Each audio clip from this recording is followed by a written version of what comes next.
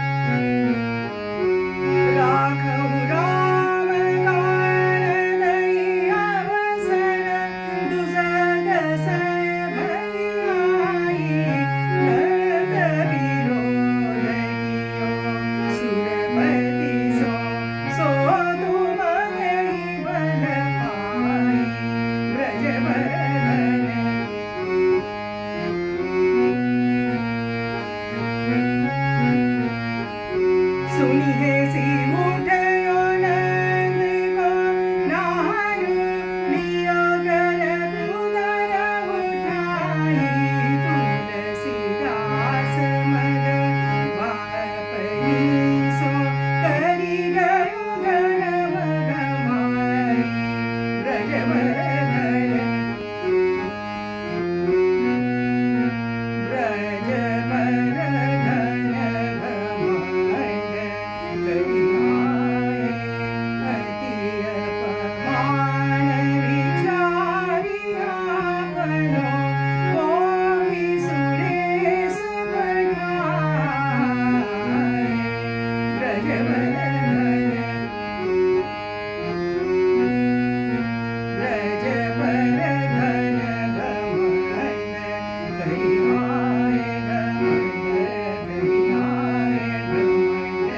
Hey